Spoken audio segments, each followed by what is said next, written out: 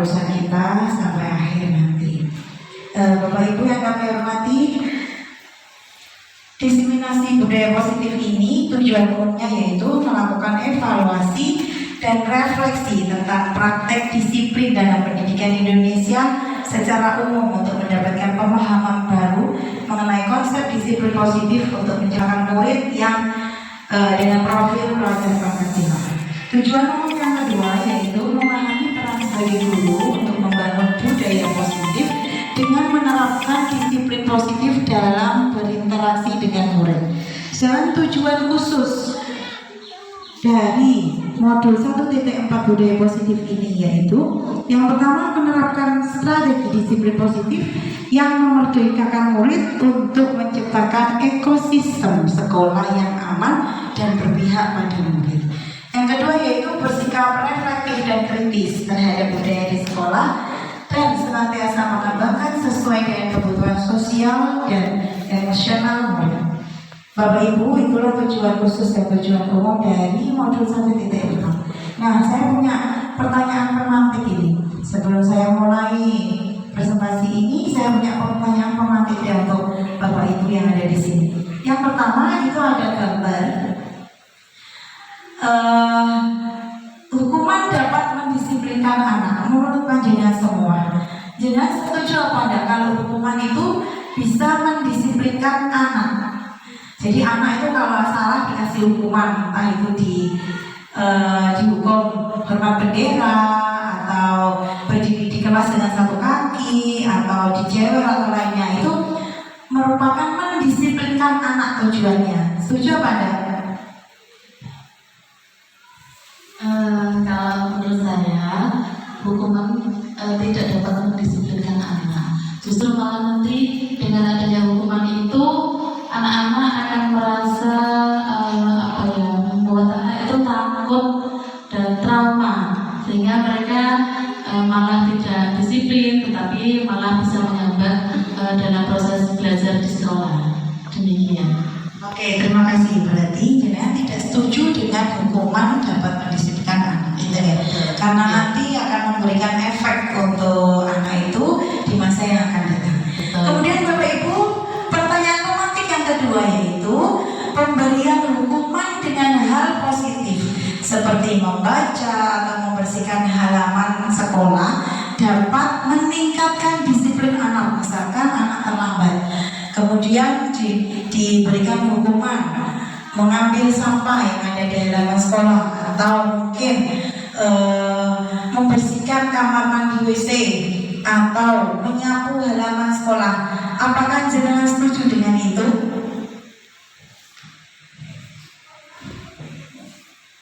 Kalau menurut saya hukuman yang seperti itu membaca ya, dan positif seperti membaca saya setuju karena bisa meningkatkan literasi siswa. Tapi kalau untuk hukuman yang membersihkan kamar mandi atau hukuman membersihkan halaman itu bagi saya terlalu berat untuk siswa.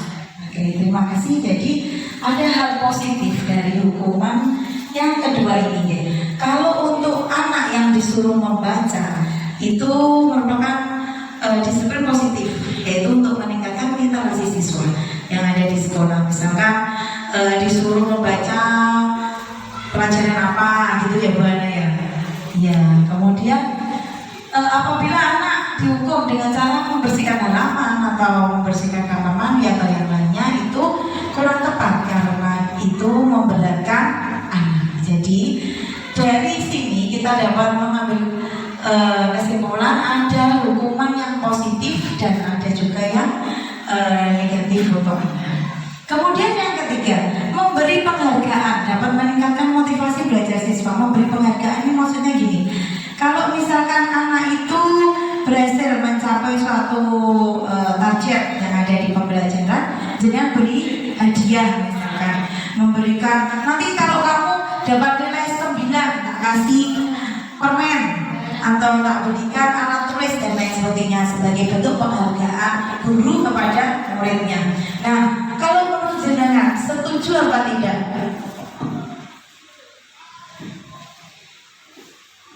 Untuk memberi penghargaan itu sangat setuju ya, karena anak-anak pasti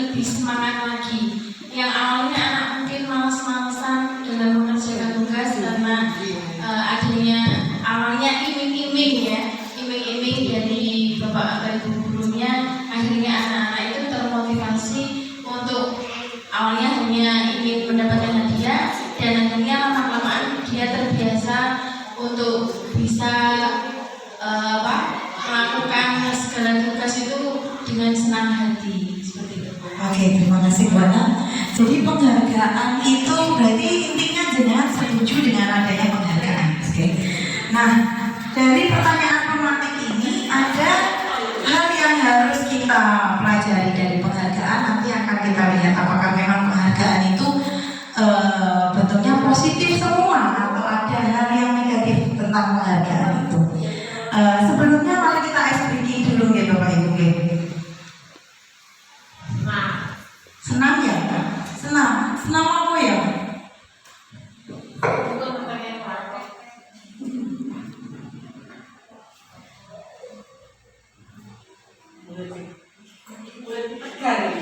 Oke, kita senam dulu, monggo.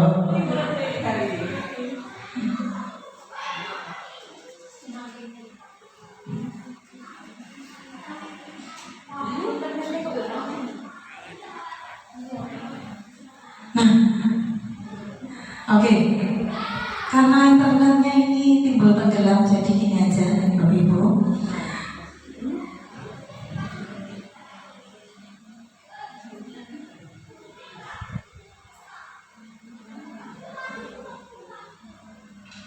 Oke, Bapak Ibu, nanti kalau saya bilang tepuk satu, jenengan tepuk ya. Kalau dua, berarti bilangnya dua, nggak usah pakai tepuk, oke? Kita SBT dulu. Tepuk dua, dua. Karena tidak usah pakai tepuk, berarti langsung dua, oke? Tepuk satu, tepuk tiga, tiga, oke, berarti masih fokus. Oke, kita lanjut ya. Nah, topik pembahasan kita saat ini yaitu tentang disiplin positif dan nilai-nilai kebajikan universal, teori motivasi, hukuman dan penghargaan, serta restitusi. Kemudian ada keyakinan kelas, kemudian kebutuhan dasar manusia dan dunia berkualitas. Kemudian ada 5 posisi kontrol, dan yang terakhir adalah segitiga restitusi. Bapak Ibu, pembahasan yang pertama kita adalah disiplin positif. Disiplin positif dan nilai-nilai kebajikan universal. Di sini Bu, Bapak Ibu, ada paradigma kegiatan kepala tangan. Nah, maksudnya apa? Kalau kita sama teman, ini ada saya dengan Bu Susi misalkan. Nah, kita menyobek kertas ini ya, misalkan kertas ini. Saya ini menyobek kertas. Kemudian saya tulis benda atau sesuatu yang menurut saya sangat berharga di kertas ini. Kemudian letakkan salah satu tangan, jadi saya genggam. Misalkan saya tulis ini emas, karena saya suka emas. Ya, siap tahu ya. Nah, no, gold. Saya tulis gold. Saya emas ini, kemudian saya genggam. Saya genggam kertas yang saya tulis ini gold. Kemudian saya pegang erat dengan kepala tangan seperti ini. Nah, karena teman saya itu penasaran dengan apa yang saya tulis, apa yang saya miliki, sehingga dia sangat sekali ingin membuka kepala saya, tangan saya ini. Karena ini sesuatu yang sangat berharga, jadi saya pertahankan untuk tidak saya buka sampai titik darah terakhir. Tapi teman saya akan berusaha, karena dia tidak bisa membuka, akhirnya dia melakukan sesuatu sampai dengan mengancam. Kalau saya tidak membuka kepala ini, nanti saya akan ditinggal pulang, atau nanti uangmu akan saya ambil, dan lain sebagainya. Intinya dia mengancam saya agar saya bisa membuka kepala tangan ini, atau bahkan dia menghardik saya, atau menyuap, tak kayak uang, tak kasih uang, jajan buka tanganmu, coba buka tangan, isinya lo aku pengen ngerti, seperti ini. Nah, karena saya tetap kekeh dengan apa yang menjadi keyakinan saya, karena ini sangat berharga bagi saya tidak pernah membuka tangan ini. Dan apa yang terjadi? Berarti kepala yang tangan ini siapa yang mengontrol? Saya sendiri, bukan jenengan, bukan teman saya, tapi saya sendiri. Yang bisa membuka hanya saya tidak bisa dikontrol orang lain. Jadi itu, oke Bapak Ibu. Jadi kita harus mempunyai kontrol diri, sebagai guru harus mempunyai kontrol untuk diri sendiri, tidak boleh dikontrol orang lain. Nah, dari sini Bapak Ibu ada perubahan paradigma teori kontrol atau teori pilihan atau ilusi kontrol. Nah, di sini karena kita sebagai seorang guru, berarti kita yang harus mengontrol murid kita yang ada di sekolah. Tidak boleh murid yang mengontrol kita atau wali murid yang mengontrol kita, tidak boleh. Ya, kita yang mengontrol mereka. Nah, yang kedua yaitu ilusi bahwa kritik dan membuat orang merasa bersalah dapat menguatkan karakter. Jadi kritik yang diberikan orang itu kita terima dengan hati yang lapang untuk meningkatkan apa? Kualitas kita, untuk meningkatkan potensi diri kita, untuk mengembangkan karakter kita. Kemudian yang ketiga yaitu penguatan positif, efektif dan bermanfaat. Dan yang terakhir yaitu sebagai orang dewasa memiliki hak untuk memaksa. Jadi di sini kontrol yang ada di sini, kita sebagai guru yang pertama kontrol murid. Yang ketiga, apapun yang diberikan orang lain kepada kita tidak harus kita indahkan, tapi kita terima dengan tujuan untuk meningkatkan potensi diri dan karakter kita. Kemudian penguatan efektif, nah itu karena itu sebagai penguatan untuk diri kita, maka akan mempunyai nilai yang positif. Begitu Bapak Ibu. Kemudian Bapak Ibu, dari situ ada perubahan paradigma stimulus. Nah, ini yang biasa kita lakukan. Perubahan paradigma stimulus respon teori kontrol. Bapak Ibu, yang biasa kita lakukan adalah kita sebagai stimulus respon. Nah, dari sini Bapak Ibu di stimulus respon, karena kita menggunakan kurikulum merdeka yang sekarang, maka stimulus respon akan diubah menjadi teori kontrol. Jadi nanti kita posisinya sebagai guru tidak lagi di stimulus respon, tapi di teori kontrol menganutnya. Yang pertama, kita mencoba mengubah orang agar berpandangan dengan kita. Jadi kita mempengaruhi orang, mengajak orang, teman-teman kita, biar dia berpandangan seperti kita, manut dengan kita. Nah, itu yang stimulus respon. Tapi dengan adanya teori kontrol, stimulus respon akan berubah menjadi kita akan berusaha memahami. Kita memahami, bukan mengajak atau mempengaruhi, tapi kita yang memahami cara pandang orang lain, gitu ya. Jadi ada teman kita yang berbeda pandang dengan kita, tidak sebagai untuk mempengaruhi kita, tapi kita memahami, oh itu maksudnya kayak gini, seperti itu. Nah, kemudian yang kedua, perilaku buruk dilihat sebagai suatu kesalahan. Tetapi pada teori kontrol kita bahwa semua manusia itu pernah melakukan suatu kesalahan. Maka semua perilaku manusia itu memiliki tujuan. Masih salah itu tujuan. Ya, tetap ada tujuannya. Kita tidak boleh memandang itu salah. Untuk yang ketiga, orang lain bisa mengontrol saya. Jadi misalkan Bapak Kepala Sekolah bisa mengontrol jenengan. Itu kalau menurut stimulus respon. Tapi menurut teori kontrol, hanya Anda yang bisa mengontrol diri Anda. Ya, karena orang tidak bisa mengontrol kita. Jadi seperti tadi, yang bisa membuka kepalan tangan kita, yang ada benda yang sangat berharga tadi, hanya diri kita sendiri. Jadi yang bisa mengontrol kita adalah kita sendiri, bukan orang lain. Kemudian pemaksaan ada pada saat rujukan gagal. Jadi di dipaksa mergo gagal, dia dipaksa untuk mengikuti. Tetapi di sini berbanding terbalik. Kalau di stimulus respon tidak mengenal kolaborasi, tapi pada teori kontrol kita mengenal kolaborasi dan konsensus menciptakan pilihan-pilihan baru. Jadi kita diharapkan untuk berkolaborasi, saling bersinergi dengan teman yang ada di sekolah, dengan semua stakeholder yang ada di sekolah, mulai dari kepala sekolah, teman guru, murid, wali murid, paguyuban, dan komite sekolah harus berkolaborasi untuk apa? Untuk mewujudkan visi dan misi sekolah. Nah, kemudian yang terakhir dari stimulus respon itu adalah model berpikir menang dan kalah. Di stimulus respon ada menang dan kalah, tapi di teori kontrol tidak ada menang dan kalah. Semuanya berpikir menang dan menang, nggak ada menang dan kalah. Nah, di sini Bapak Ibu ada disiplin diagram positif.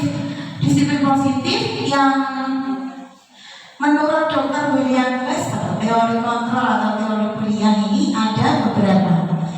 Dari diagram ini nanti kita akan mempelajari tentang 5 posisi kontrol seperti tadi, nilai-nilai universal, kemudian teori motivasi, 5 kebutuhan dasar manusia, segitiga restitusi pada saat kita melakukan penyelesaian masalah. Nah, Bapak Ibu, kita akan mulai. Apakah yang dimaksud dengan disiplin? Disiplin menurut bahasa Latin yaitu disiplina, yang berarti belajar. Dari makna itu, kata berkonotasi disiplin diri dari murid-murid Socrates dan Plato. Nah, disiplin diri membuat orang menggali potensi menuju sebuah tujuan apa yang dia hargai. Namun, dalam budaya kita, makna disiplin telah berubah menjadi sesuatu yang dilakukan seseorang pada orang lain untuk mendapatkan kepatuhan, kecenderungan umum, yaitu menghubungkan kata disiplin dengan ketidaknyamanan, bukan dengan apa yang kita hargai atau pencapaian suatu tujuan mulia. Nah, itu adalah makna disiplin. Sedangkan nilai-nilai dari kebajikan universal, nilai-nilai dari kebajikan universal itu ada 3. Nah, apa yang dimaksud dengan nilai-nilai kebajikan universal? Nilai-nilai kebajikan universal adalah sifat positif manusia yang merupakan tujuan mulia yang ingin dicapai setiap individu. Di situ meliputi 3 macam. Yang pertama yaitu setiap perilaku atau perbuatan memiliki suatu tujuan. Itu kalau menurut Dr. William Glasser.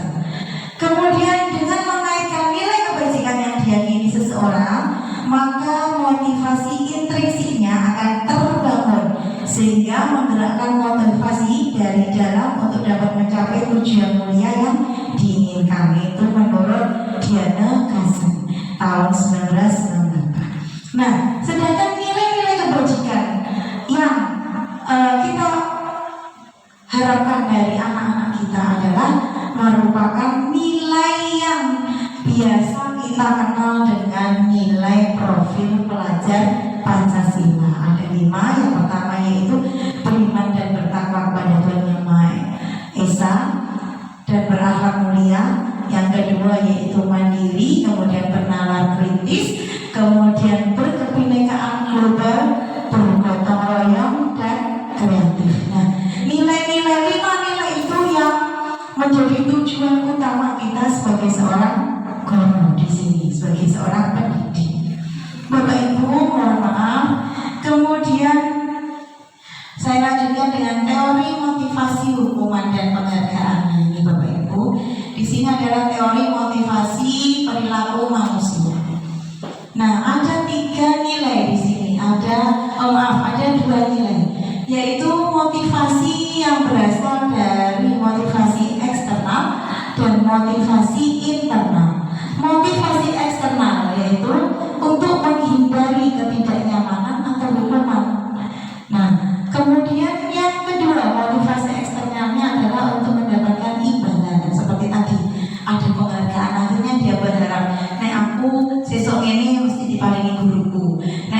ini siswa dikasih hadiah guruku gitu. Jadi ada pengharapan dari siswa itu karena dia telah mencapai sesuatu pencapaian yang di atas temannya. Kemudian untuk nilai internal sendiri, yaitu menghargai diri sendiri. Nah, Bapak Ibu, itu adalah nilai atau motivasi perilaku manusia yang meliputi dua motivasi eksternal dan internal. Bapak Ibu, apakah dari sini ada pertanyaan? Tidak? Saya lanjutkan. Oke. Apabila tidak ada pertanyaan Bapak Ibu, saya lanjutkan. Ini adalah Merdeka menurut Ki Hajar Dewantara. Artinya merdeka menurut Ki Hajar Dewantara itulah tidak hanya terlepas dari perintah, akan tetapi juga cakap buat memerintah diri sendiri. Nah, Bapak Ibu, yang tadi pada waktu pertanyaan pemantik ada penghargaan. Nah, ini adalah bedanya dihukum oleh penghargaan. Bahwa penghargaan itu berlaku sama dengan hukuman. Penghargaan ternyata itu sama dengan hukuman. Dalam arti meminta atau membujuk seseorang melakukan sesuatu untuk memenuhi suatu tujuan tertentu dari orang yang meminta atau membujuk, dorongannya eksternal yang akan ada faktor ketergantungan. Beberapa dampak dari pemberian penghargaan itu ada 5. Yang pertama, pengaruh jangka panjang dan pendeknya, ya seperti tadi. Akhirnya muridnya terlalu mengharap sama gurunya. Apabila tidak diberikan penghargaan, dia akan merasa kecewa. Nah, seperti itu. Pengaruhnya di jangka pendek dan panjang. Kemudian penghargaan itu menghukum. Yang ketiga, penghargaan mengurangi ketepatan. Kemudian penghargaan tidak efektif. Penghargaan merusak hubungan. Maksudnya seperti ini. Misalkan saya memberikan penghargaan sama Akila. Kemudian si Hani mikir, Bu Yanti bisa kayak Akila, akhirnya timbul rasa iri. Nah, disitulah karena timbul rasa iri antara Akila dengan si Hani akan melakukan persaingan yang kurang sehat. Biar mewujudkan perilaku oleh penghargaan seperti itu, akhirnya hubungannya juga tidak baik. Terus si anak juga akan memandang gurunya, Bu Yanti selalu pilih kasih, yang dikasih hadiah itu saja. Seperti itu akan merusak hubungan dan juga tidak efektif untuk penghargaan. Ada kalanya kita sekali 2 kali saja, tetapi tidak harus memberikan penghargaan setiap anak mencapai sesuatu. Tapi kita berikan seperti pujian atau berikan motivasi untuk bisa meningkatkan kompetensi diri. Kemudian dihukum oleh penghargaan selanjutnya. Nah, ini penghargaan menurunkan kualitas, penghargaan mematikan kreativitas, dan penghargaan mengurangi motivasi intrinsik. Maksudnya di sini, jadi penghargaan yang kita berikan kepada anak kita secara terus, nah itu akan mematikan kreativitas. Jadi anak itu akan melakukan sesuatu yang kadang di luar kreativitasnya. Misalkan dia mau mencapai nilai yang baik, karena dia di kepalanya sudah penghargaan, dia dapat hadiah dari gurunya, dia akan melakukan hal-hal yang di luar nalar. Misalkan buat kepekaan, ya, buat tulisan kecil-kecil untuk dilihat jawabannya, misalkan seperti itu, atau membuat sesuatu yang sekiranya itu merugikan diri sendiri. Tujuannya apa? Agar dia mendapatkan penghargaan, padahal yang dia lakukan kurang tepat. Nah, seperti itu Bapak Ibu, akhirnya menurunkan kualitasnya. Seharusnya dia mampu mencapai itu dengan caranya dia sendiri, secara ilegal, tetapi karena di situ dia mengharapkan penghargaan yang lebih, akhirnya melakukan sesuatu yang kurang tepat. Nah, Bapak Ibu, disinilah perlunya kita melakukan mengetahui penghargaan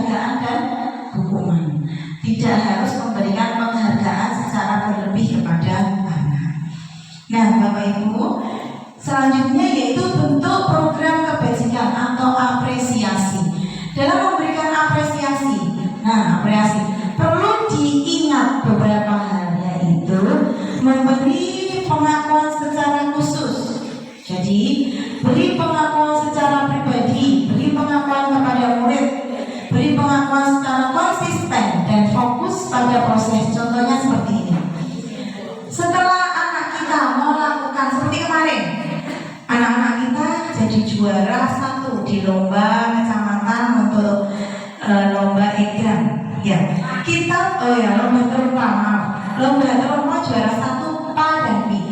Dari PA ada 6 anak, grupnya 6 anak. Dari B ada 6 anak. Nah, kita berikan apresiasi selain kita berikan kemarin transport, kita berikan apresiasi dengan memberikan pujian, misalkan, kamu sudah hebat loh, anak juara 1. Kita berikan motivasi untuk biar dia mempunyai kepercayaan diri yang meningkat lagi. Oh, besok aku lomba untuk menang, seperti itu. Kemudian apresiasi itu kita berikan secara konsisten. Setiap anak melakukan hal di luar batasnya, misalkan lebih baik dari teman-temannya, kita berikan apresiasi yang lebih baik di waktu kita sendiri, pada waktu kita dengan anak itu, maupun di depan teman-temannya, di depan murid. Nah, seperti itu Bapak Ibu. Kemudian selanjutnya yaitu contoh pengakuan atau apresiasi. Nah, ini Bapak Ibu, ini adalah contoh pengakuan apresiasi kebajikan. Ada pembukaan, kemudian nilai pembajikan dan situasi. Kita lanjut ya Bapak Ibu. Nah, Bapak Ibu, sebelumnya saya ada 6 contoh. Ada 6 contoh kasus yang ada di layar saya. Nah, di situ Bapak Ibu,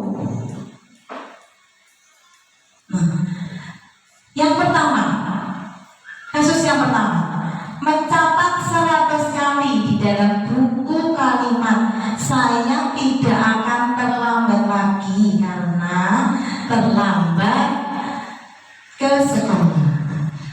Saya dulu pernah punya siswa ini ya, tidak pernah masuk ya. Penanganannya, coba tulis surat pernyataan. Kalau saya besok tidak masuk lagi, saya akan siap untuk dikeluarkan dari sekolah karena saya sudah melanggar peraturan sekolah, dan itu ditandatangani gurunya dan orang tuanya karena anak itu sudah tidak masuk beberapa bulan. Nah, ini ada mencatat 100 kali di dalam buku kalimatnya seperti itu. Kalau menurut panjenengan semua, itu masuk hukuman atau konsekuensi? Hukuman. Yang kedua, lari mengelilingi lapangan basket 2 kali terlambat hadir di sekolah. Kalau menurut saya itu termasuk hukuman karena merupakan fisik juga nih, bukan untuk melatih untuk meningkatkan baik kedisiplinan maupun peningkatan potensi anak. Yang pertama tadi masuk hukuman katanya Bu Hana. Yang kedua juga masuk hukuman tadi katanya Bu Rini, karena itu masuk hukuman fisik. Yang ketiga, murid-murid untuk push up. Nah, disuruh push up 15 kali dengan menggunakan karena tidak menggunakan masker ke sekolah. Jadi muridnya itu tidak memakai masker pada waktu COVID kemarin di sekolah. Kalau menurut Bu Utami,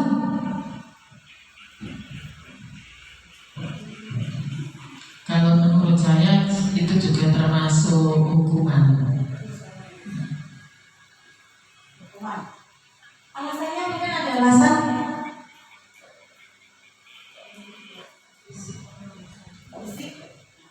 Karena itu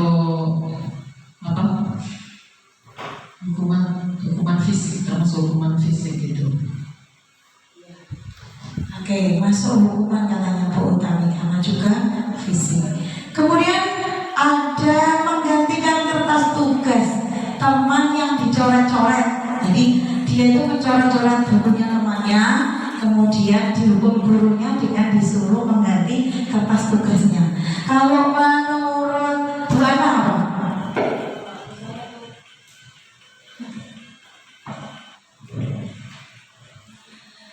Kalau menurut saya itu sebuah konsekuensi ya, karena kan kalau misalnya dia tidak melakukan hal yang merugikan temannya, otomatis dia tidak akan disuruh mengganti. Oke, konsekuensi. Kemudian selanjutnya yaitu membersihkan tumpahan air di meja karena tersenggol pada saat belajar. Jadi dia membawa botol, ternyata pada waktu dia melakukan kegiatan pembelajaran airnya tumpah di lantai.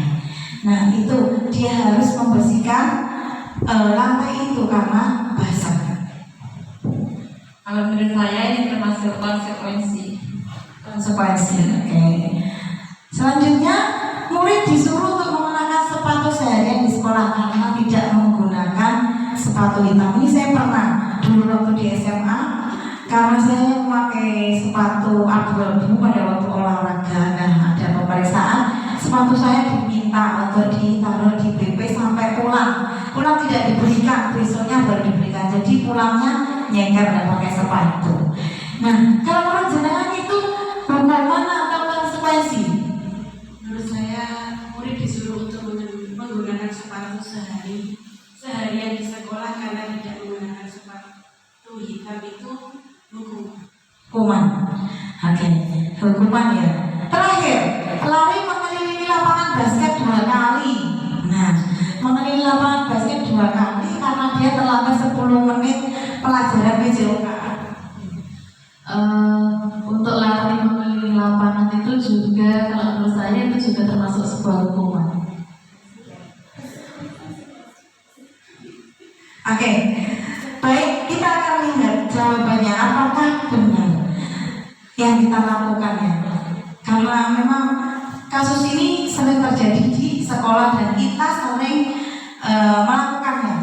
Nah yang pertama, ternyata Bapak Ibu, yang pertama mencatat 100 kali itu termasuk hukuman.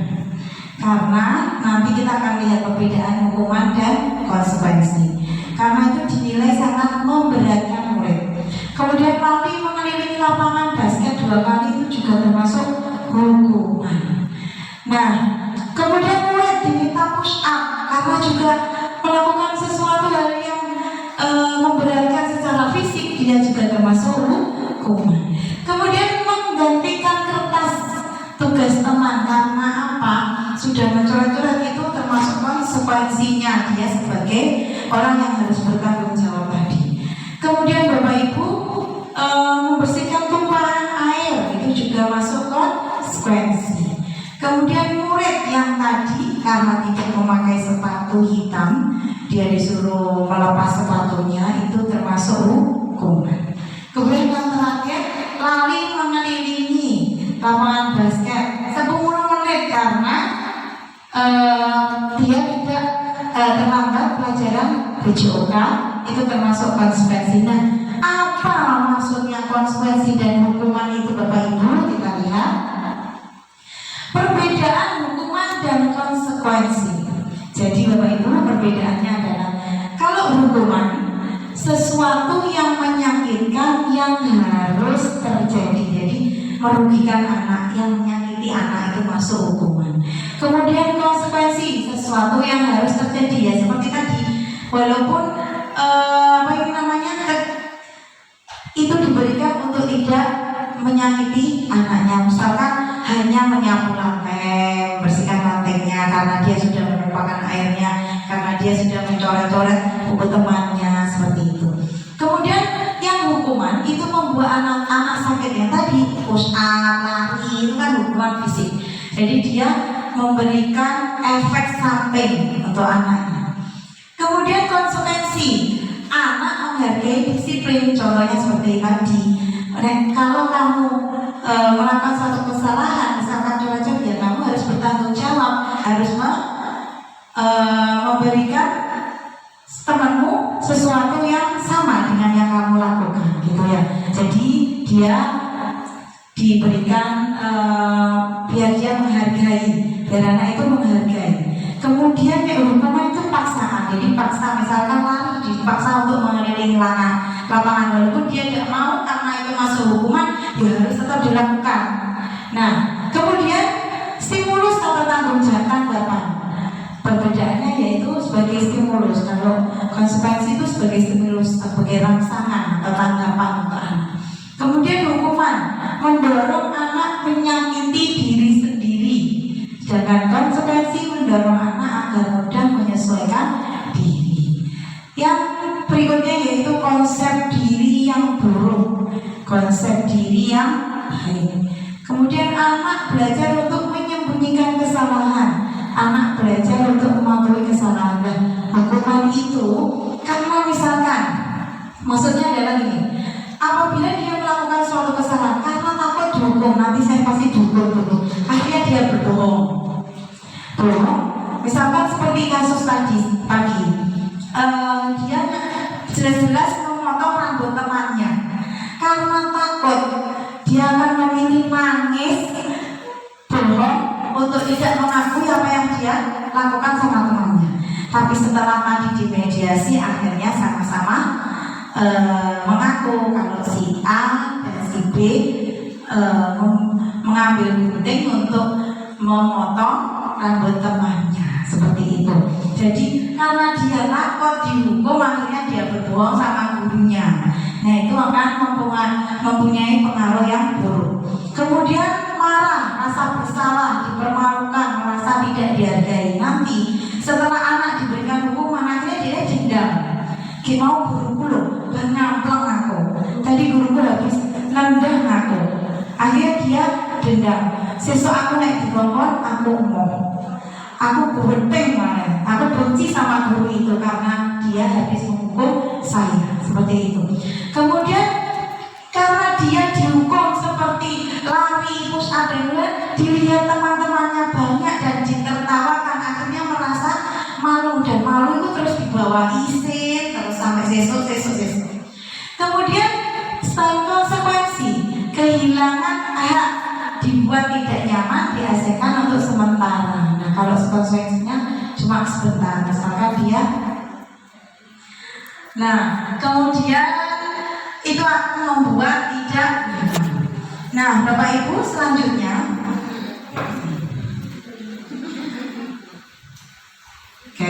selanjutnya kita akan ke keyakinan kelas. Nah, di keyakinan kelas ini biasa kita lakukan ya Bapak Ibu setiap awal pembelajaran ya. Coba kira-kira Bapak Ibu sudah pernah nggak melakukan keyakinan kelas? Ya. Oke, terima kasih. Untuk saya biasanya keyakinan kelas itu saya lakukan sebelum atau di awal pembelajaran sebelum anak-anak masuk. Jadi kita menentukan dulu peraturan-peraturan yang akan kita laksanakan di dalam kelas kita, kemudian merubah peraturan tersebut menjadi sebuah keyakinan kelas. Bersama dengan anak-anak kita berdiskusi, kemudian kita menuliskan keyakinan tersebut dan menempel di, misalkan kita kasih sebuah media di kertas pelangi atau kertas apa yang lebar semacamnya seperti itu. Kemudian juga yang terakhir adalah kita bacakan dulu sebelum kita laksanakan keyakinan kelas tersebut, kita bacakan dulu di depan anak-anak sehingga anak-anak juga akan paham satu demi satu keyakinan kelas yang harus kita sepakati. Setelah itu anak-anak menandatangani bersama dengan wali kelasnya dan kita lakukan evaluasi secara berkala, secara konsisten, mana keyakinan kelas yang masih harus kita pertahankan atau mungkin nanti akan ada revisi-revisi, kita sesuaikan dengan keadaan kelas kita masing-masing. Seperti itu Bu Yanti. Oke, terima kasih Bu Susi. Jadi keyakinan kelas, pembuatan keyakinan kelas itu tidak langsung serta-merta dibuatkan keyakinan kelas. Ada step-stepnya, ada langkah-langkahnya. Yaitu yang pertama, Bapak Ibu, setiap kelas itu memiliki siswa yang unik, yang memiliki karakter masing-masing. Jadi setiap kelas itu memiliki keyakinan kelas yang berbeda dengan kelas satu dengan yang lainnya, tergantung kesepakatan yang sudah kita buat bersama. Contohnya seperti ini. Jadi siswa kita ajak membuat kalimat untuk kesepakatan kelas apa yang kita sepakati bersama. Nanti anak-anak akan muncul, misalkan tidak boleh makan di kelas, terus apa lagi disebutkan. Nah, kemudian apa yang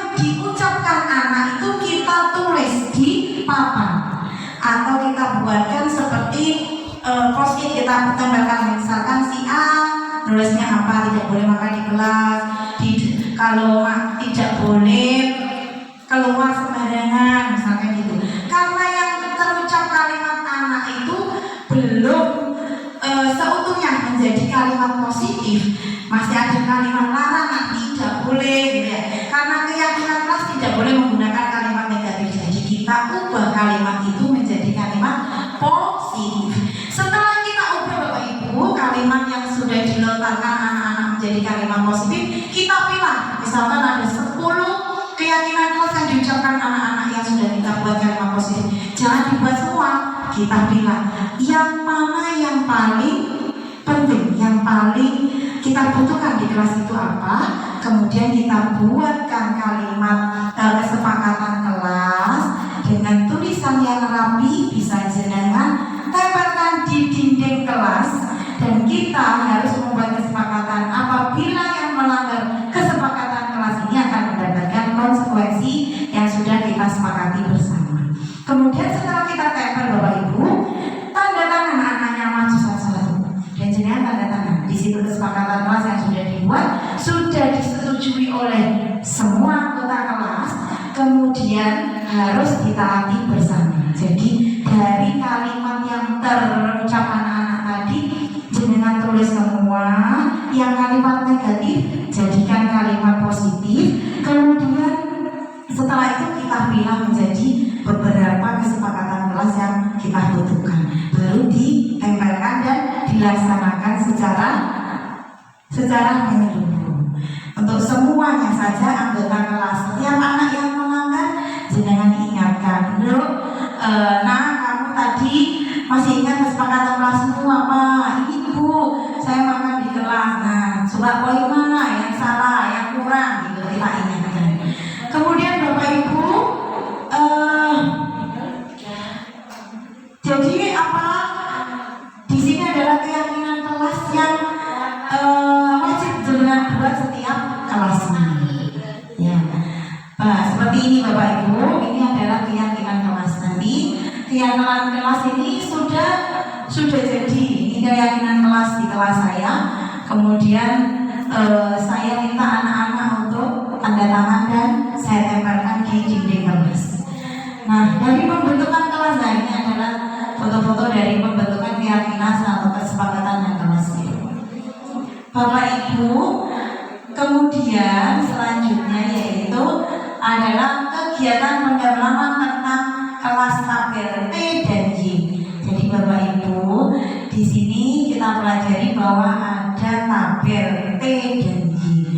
Tabel T itu ada tiga macam. Rasa hormat, ada terlihat, ada terdengar, dan berperilaku. Bapak Ibu, misalkan kemudian ini terlihat,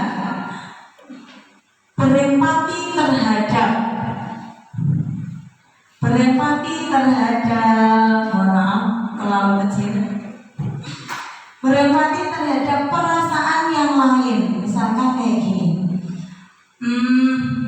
di keyakinan yang sudah kita buat tadi, misalkan ya keyakinan gini, tidak boleh makan dan minum di kelas, misalkan tadi ya, kita buat kalimat positif. Anak-anak makan dan minumlah di luar kelas. Nah itu masuk terdengar, terlihat, atau berperilaku dari kalimat keyakinan kelas itu. Makan dan minumlah di luar kelas pada saat jam pelajaran atau istirahat misalkan. Masuk di mana? Dan kalau tabel Y, apakah masuk di terdengar? Enggak. Masuk di terlihat atau di berperilaku? Kalau menurut saya adalah berperilaku, karena kita langsung melakukan satu tindakan atau action kita. Tidak boleh makan di kelas, kita makannya di luar, ya gitu. Kalau gini, setelah itu misalkan gini,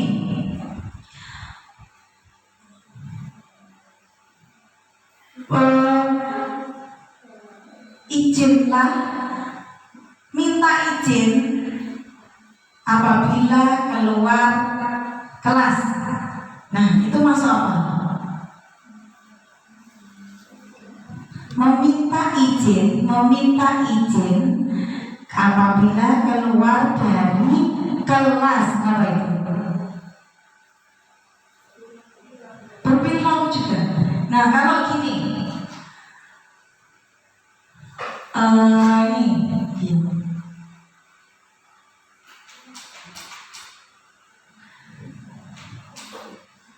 menyelesaikan tugas PR yang diberikan guru tepat pada waktunya. Berperilaku lagi. Nih, memperhatikan, mendengarkan dengan seksama apa yang diterangkan atau yang dijelaskan oleh gurumu di kelas. Seperti masuk apa? Menjelaskan dengan seksama apa yang diberikan gurumu di kelas. Jadi pada waktu pembelajaran harus mendengarkan gurunya, tidak boleh diskusi sendiri. Masuk apa? Masuk apa? Bapak Ibu? Masuk apa? Hah? Tiba-tiba ya. Mendengarkan itu terlihat, maksudnya terlihat. Jadi dia itu benar-benar fokus memperhatikan kita pada waktu kita menyampaikan satu materi. Seperti itu adalah tabel I. Kemudian kita akan lanjut di tabel T. Jadi mana yang tepat dilakukan guru dan mana yang tampak yang dilakukan guru dan mana yang tidak tampak seperti dilakukan guru. Contohnya ini, tampak seperti datang tepat waktu itu adalah tugas guru. Jadi tugas guru itu loh, mana yang tampak dan tidak tampak seperti itu yang mana. Contohnya, datang tepat waktu karena itu tugas guru, berarti masuk di tampak seperti. Nah, yang tidak tampak berarti sering hadir terlambat atau datang terlambat, gitu ya. Kemudian apa tugas guru lagi? Membuat modul ajar atau perangkat pembelajaran. Yang tidak tampak berarti tidak membuat perangkat pembelajaran. Selanjutnya yaitu tugas murid. Tugas murid di sini contohnya apa? Belajar dengan tekun. Nah, yang tidak tampak seperti berarti apa? Tidak belajar dengan tekun. Kemudian menyelesaikan tugas yang diberikan gurunya, itu juga tugas muridnya. Kalau tidak tampak berarti dia negatif, dia tidak bekerja, berarti tidak mengerjakan tugas dari gurunya. Itu adalah sekilas dari kegiatan keyakinan kelas dari tabel Y dan T. Jadi keyakinan yang kelas yang sudah kita sepakati itu kalau dirujuk ke tabel T dan Y itu seperti ini, ada terdengar, terlihat, berperilaku untuk tabel Y-nya, kemudian ada tabel T-nya dari tampak dan tidak tampak. Nah, Bapak Ibu, ini ada beberapa perilaku atau peraturan. Selalu kembalikan buku ke tempatnya. Keyakinan kelasnya gimana? Masuk apa ini? Masuk apa? Ada sifatnya, ada tanggung jawab, disiplin, terus apa? Ketertiban, kejujuran dan lain sebagainya. Itu dari selalu kembalikan buku ke tempatnya. Masuk di keyakinan apa? Keyakinan kelas apa? Ada tanggung jawab, disiplin, jujur dan lain sebagainya. Itu masuk di mana ini? Bukunya. Nah, tanggung jawab. Kalau dilarang mengganggu orang lain berarti apa? Menghargai, menghormati, ya kan? Kemudian hadir di sekolah 15 menit sebelum pembelajaran dimulai, berarti disiplin. Kemudian dilarang melakukan kekerasan, sama. Disiplin bisa, saling menghargai dan menghormati juga bisa masuk di keyakinan kelasnya. Kemudian dilarang menggunakan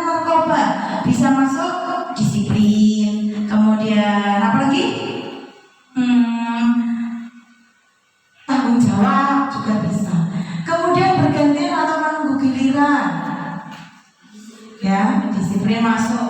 Gunakan masker. Berarti apa? Disiplin. Nah, seperti ini Bapak Ibu. Jadi selalu kembalikan diri pada tempatnya itu masuk tanggung jawab. Dilarang mengganggu orang lain, masuk menghormati. Hadir di sekolah 15 menit, menghormati juga. Kemudian dilarang melakukan kekerasan. Nah, itu juga menghormati orang lain dan juga masuk di keselamatan.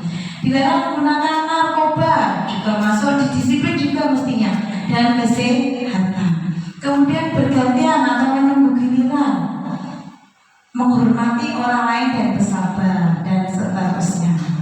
Selanjutnya, biar gak ngantuk Bapak Ibu, ayo sedikit dulu dong. Dipimpin Bu Susi, monggo. Terserah. Kita sedikitnya bisa sampai berdiri. Ya. Kita sudah bergandeng-gandengan ya. Ada dua, ada temannya di samping kita. Nanti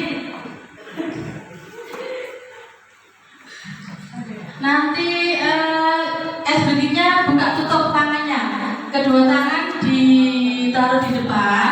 Kemudian yang satu diam dan nanti temannya yang lain bergerak mendekat menjauh.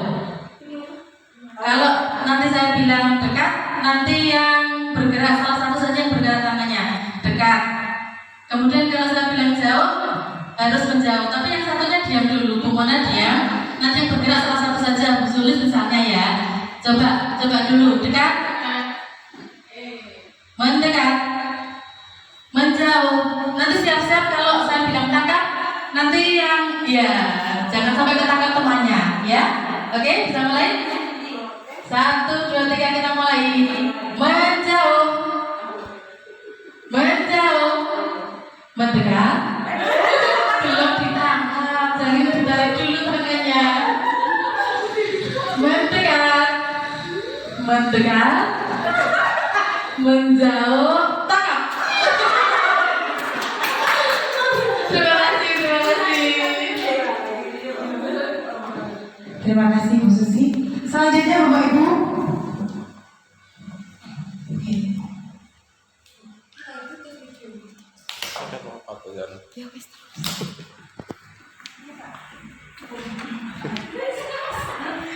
Kemudian kebutuhan dasar manusia ada 5 Bapak Ibu kebutuhan dasar manusia itu menurut William Glasser. Nah, ada biologi, power, survive, fun, and freedom. Biologi itu kasih sayang dan rasa diterima. Jadi kebutuhan manusia itu pengen dikasih rasa sayang, dicintai, dihargai, disayangi. Kemudian yang kedua yaitu power atau penguasaan, ingin memiliki rasa kuasa. Kemudian fun, dia juga membutuhkan kesenangan. Kemudian freedom ini kebebasan. Jadi kita itu memiliki kebebasan, setiap manusia itu memiliki kebebasan masing-masing. Dan survival, bertahan hidup. Nah, seperti apa?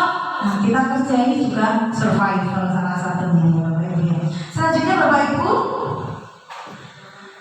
5 posisi kontrol. Nah, ini Bapak Ibu, ini penting untuk kita. 5 posisi kontrol. Ada 5 posisi kontrol untuk guru. 1 sebagai penghukum, 2 sebagai pembuat rasa bersalah, 2 sebagai teman, dan 3 sebagai teman, 4 sebagai pemantau, dan sebagai manajer. Bapak Ibu, kita sebagai guru tidak disarankan sebagai penghukum.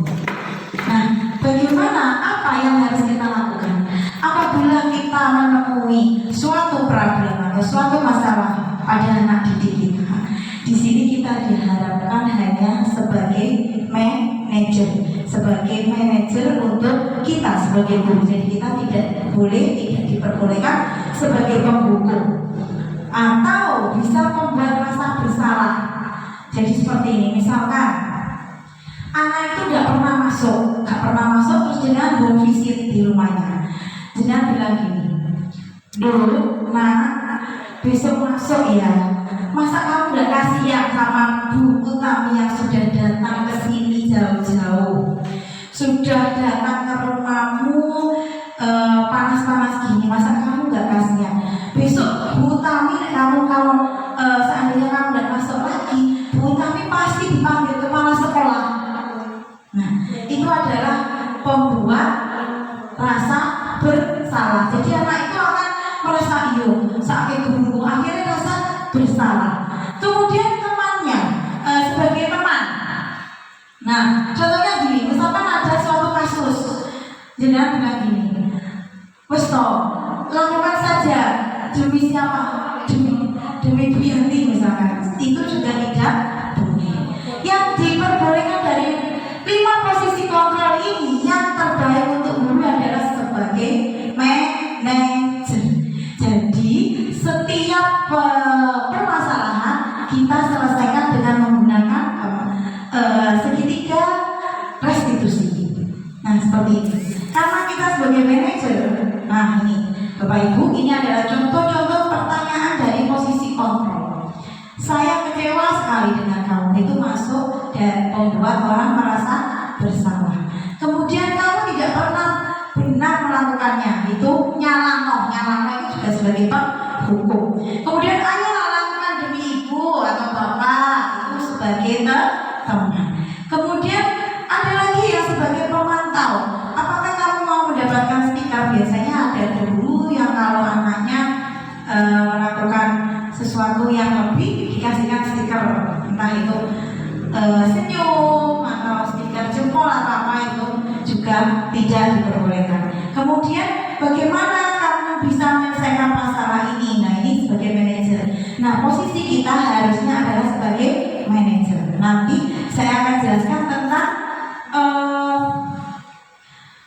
nah ini penanganan siswa apabila kita memiliki siswa yang salah melakukan suatu perbuatan yang kurang tepat, yaitu penanganannya dengan melakukan segitiga restitusi. Bapak Ibu, di segitiga restitusi ini ada 3 tahapan. Yang pertama, melakukan validasi tindakan yang salah. Jadi kita apabila ada anak yang salah, kita validasi dulu. Kita validasi tindakan yang salah. Kemudian nanti kita menstabilkan identitas dan menanyakan keyakinan kelas yang sudah kita buat bersama. Jadi Bapak Ibu seperti ini. Segitiga restitusi ada 3 tahapan. Yang pertama yaitu validasi menstabilkan identitas. Jadi menstabilkan identitas di sini berdasarkan prinsip membuat kesalahan adalah bagian dari proses pembelajaran. Nah, berperan menggeser identitas murid dari identitas gagal ke identitas sukses. Contohnya apa pertanyaannya? Yang pertama contohnya, setelah anak itu melakukan satu kesalahan atau masalah, jangan panggil, jangan tanya. Nah, tadi Bu Yanti dengar kamu melakukan ini bla bla bla bla bla. Kemudian anak itu pasti menjawab iya Bu atau tidak Bu atau apa jawabannya anak itu. Kemudian jenengan harus memberikan bisa menstabilkan identitas. Misalkan tidak apa-apa, memang semua manusia itu memiliki kekurangan dan pernah melakukan satu kesalahan. Tapi setelah dia dipanggil ini, nanti kamu bisa memperbaiki kesalahanmu. Nanti kita akan mencarikan solusi atau jalan terbaik yang bisa memecahkan masalahmu. Seperti itu, seperti menstabilkan identitas. Kemudian langkah selanjutnya yaitu validasi tindakan yang salah. Validasi tindakan yang salah. Nah, di sini guru akan bergeser kepada pemikiran stimulus respon menjadi proaktif, kemudian mengenali dan mengakui kebutuhan murid ini untuk dapat memperbaiki hubungan dengan murid. Nah, contohnya apa pertanyaannya setelah tadi sudah menstabilkan, kita validasi tindakan yang salah. Misalkan tadi anaknya sudah bercerita tindakan yang salahnya ini dan kita sudah menstabilkan, kita ajukan pertanyaan seperti ini. Saya yakin kamu melakukan ini mempunyai suatu alasan. Nah, alasanmu apa nak? kita tanya, pelan-pelan pasti dia menjelaskan alasannya apa, kenapa dia terlambat, kenapa dia tidak bawa buku, kenapa dia tadi bertengkar dan lain sebagainya, pasti menjelaskan. Nah, setelah dia menjelaskan, kita berikan dia berikan suatu penguatan. Nah, setelah itu dari penguatan itu kita hubungkan dengan keyakinan ke kelas. Jadi kita hubungkan dengan keyakinan kelas, menanyakan keyakinan kelas yang sudah kita sepakati bersama. Nah, contohnya apa? Misalkan tadi sudah menyatakan alasannya, kita tanyakan keyakinan kelas ini. Nah, kamu masih ingat nggak keyakinan kelas yang sudah kita buat pada awal pembelajaran dulu? Oh iya Bu, masih. Salah satunya apa? Misalkan kejujuran, kedisiplinan dan lain sebagainya. Nanti akan dijelaskan oleh anak. Nah, dari situ kita bisa tarik benang merahnya, solusi atau solusi apa yang anak itu munculkan. Nanti kita akan simpulkan dan kita beri penguatan sehingga kasus yang terjadi tidak terulang lagi untuk anak itu. Selanjutnya, nah ini contoh-contoh kasus saja. Ini contoh kasus yang kemarin saya buat di demonstrasi konteks, yaitu yang pertama, saya sering menemukan siswa saya yang lupa tidak membawa buku paket. Setelah saya tanya, ternyata dia bekerja membantu orang tuanya di rumah sehingga tidak pernah malam itu menata buku, tidak pernah. Jadi paginya langsung berangkat dan di sekolah dia selalu lupa untuk pelajaran yang dibawanya. Itu kasus pertama. Nah, kasus kedua di sini adalah kasus kedua. Kasus kedua yang kemarin saya buat adalah kasus tentang anak yang menyontek pada waktu ulangan. Nah, di situ alasannya karena dia tidak validasi yang sudah saya lakukan tuh dia tidak belajar pada waktu ulangan karena dia lupa apa yang besok ada ulangan atau tidak gitu. Bapak Ibu, kita sudah ada di refleksi. Bapak Ibu, nah kita refleksi sebentar. Ini udah akhir penutupan ini. Nah, refleksi dari apa yang saya sampaikan tadi Bapak Ibu, mulai dari disiplin positif, posisi kontrol, nilai-nilai universal, kemudian keyakinan kelas, segi restitusi, itu dari itu semua hal baru apa yang mengubah, yang bisa mengubah paradigma panjenengan semua untuk kedepannya. Baik.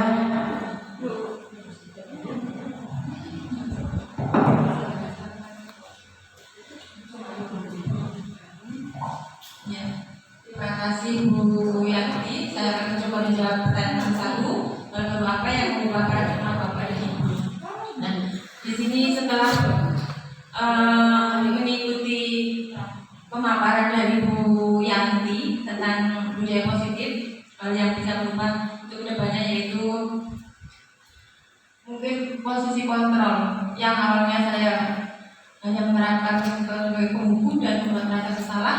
Nah, setelah ini saya akan menjadi manajer dan menerapkan segitiga restitusi untuk setiap masalah. Oke, terima kasih.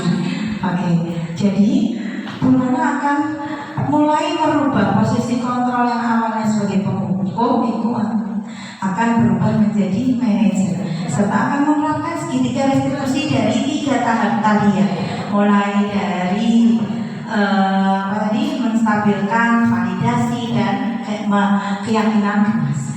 Kemudian selanjutnya peran AMO seperti apakah yang saya telah lakukan sebelum mengikuti kegiatan ini? Peran AMO.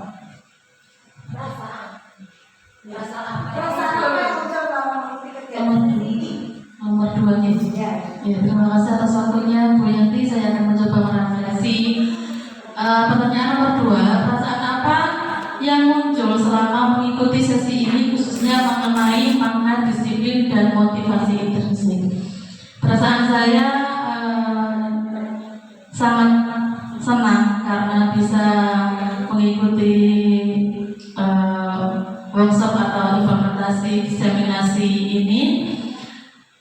Kemudian saya bisa memaknai juga arti disiplin dan motivasi intrinsik sesuai dengan apa yang telah Bu Yanti sampaikan tadi, bahwa motivasi itu harus berasal dari dalam diri seorang murid, karena motivasi intrinsik itu akan menghasilkan sesuatu yang terus berkelanjutan. Berbeda dengan motivasi yang berasal dari luar yang hanya bersifat sementara. Jadi setelah melakukan atau mengikuti sesi ini, saya semakin termotivasi dan juga semakin tertantang untuk memotivasi siswa-siswa saya untuk selalu melaksanakan disiplin dan memotivasi mereka dengan motivasi-motivasi yang berasal dari diri.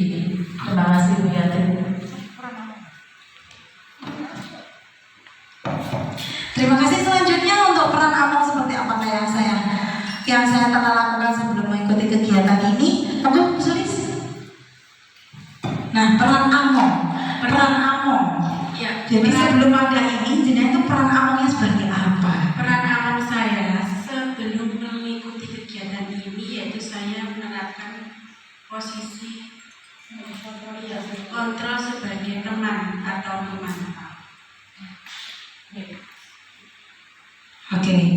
Jadi, nah selanjutnya jenengan harus merubah gitu ya, posisi peran sebagai teman atau pemantau itu menjadi posisi manajer serta menerapkan segitiga restitusi, dalam menyelesaikan suatu kasus. Selanjutnya yang terakhir yaitu saya akan menjadi among yang seperti apakah selamanya. Tadi sudah dijawab seperti tadi di posisi akhir, posisi manajer dan penerapan segitiga restitusi. Seperti itu gitu Bapak Ibu.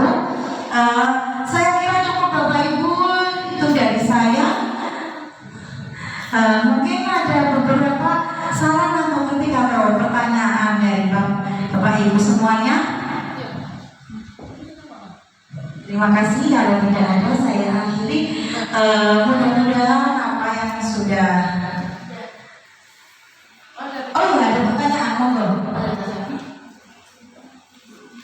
Terima kasih atas waktunya Bu Yanti.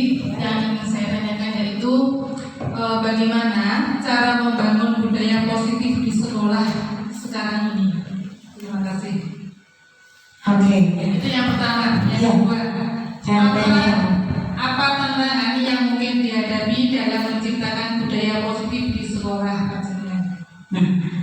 Pertanyaan pertama yaitu apa tadi? Bagaimana cara membangun budaya Oke. positif? Bagaimana cara membangun kita untuk menerapkan budaya positif di sekolah, gitu ya? Nah, yang pertama, cara membangun budaya positif di sekolah yang pertama kolaborasi dengan semua stakeholder yang ada di sekolah, termasuk paguyuban, wali murid dan komite selain yang ada di dalam murid, guru dan kepala sekolah. Itu yang pertama. Yang kedua, menetapkan visi misi sekolah. Jadi kita tetapkan visi misi sekolah itu. Setelah kita berkolaborasi, kita harus pertama kan sudah berkolaborasi. Akhirnya kita bisa mewujudkan visi dan misi sekolah itu untuk kita junjung tinggi. Nah, itu oke. Kemudian selanjutnya yaitu melakukan penghargaan yang seperti tadi, pengakuan atau apa tadi, apresiasi kepada siswa apabila dia melakukan hal-hal yang positif. Mungkin itu Bu dari saya. Kemudian pertanyaan yang kedua, tantangannya. Ya, nah tantangannya yang pertama yaitu karena kita seperti yang kita tahu bahwa di sekolah ini mempunyai background keluarga dan sosial yang bermacam-macam. Jadi kita tidak secara gampang bisa menerapkan budaya positif itu karena ada latar belakang background yang berbeda-beda setiap keluarga. Jadi kita pelan-pelan untuk bisa menerapkan budaya positif itu yaitu dengan berkolaborasi dengan semua stakeholder, kemudian melakukan sosialisasi kepada semuanya, dan kita contoh yang terbaik untuk murid kita. Itu dari saya. Sudah cukup? Oke, terima kasih Bapak Ibu atas kehadirannya. Mohon maaf apabila kurang berkenan di hati Bapak Ibu sekalian, dan mohon maaf karena menyita waktu kajian semua. Wabillahi taufiq wal hidayah. Wassalamualaikum warahmatullahi wabarakatuh.